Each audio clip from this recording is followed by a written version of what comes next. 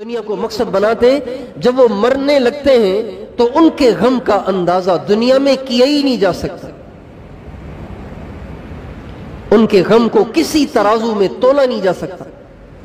اتنا غم ہوتا ہے ان کو موت کے وقت. مگر جن کے سامنے ہر وقت آخرت رہتی ہو، اللہ رہتا ہو، اللہ کے نبی رہتے ہوں، جنت رہتی ہو، جہنم رہتی ہو، قیامت محشر کا میدان رہتا ہو، قیامت میں حساب کتاب رہتا ہو، ہر وقت جب جن کے دل دماغ میں یہ چیزیں گھوم رہی ہوں تو موت کے وقت ان کو پریشانی نہیں ہوتی.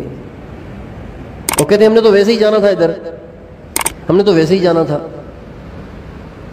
اور جنہوں نے تیاری کی ہو تو موت تو ان کے لیے خوشی کا پیغام بن جاتی ہے، موت تو ان کے لیے خوشخبری بن جاتی ہے، موت تو ان کے لیے مبارکبادی بن جاتی ہے.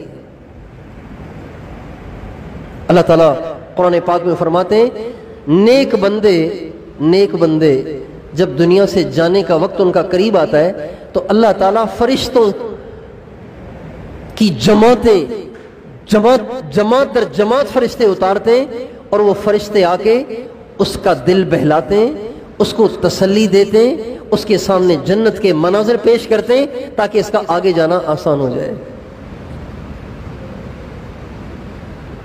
اور فرشتے ان کو تسلی دیتے ہیں، گھبراؤ نہیں، اللہ جہاں تمہیں لے کر جا رہا ہے وہ جگہ اس سے بہت اچھی ہے، وہاں ایسے مزے ہیں جس کا دنیا میں تم تصور بھی نہیں کر سکتے تھے. تتنزل علیہم الملائکہ اللہ تخافوا ولا تحزنوا وابشروا بالجنۃ التي کنتم توعدون.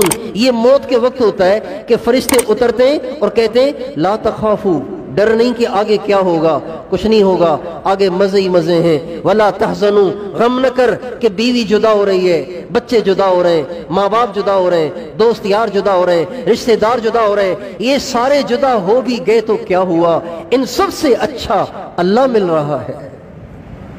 لا تحزنوا، غم نہ کر، ان سب سے اچھا تمہیں اللہ ملنے والا ہے. اللہ سے ملاقات ہے، انبیاء سے ملاقات ہے، خود حضور اکرم صلی اللہ علیہ وسلم سے ملاقات ہے. کتنا مزہ آئے گا.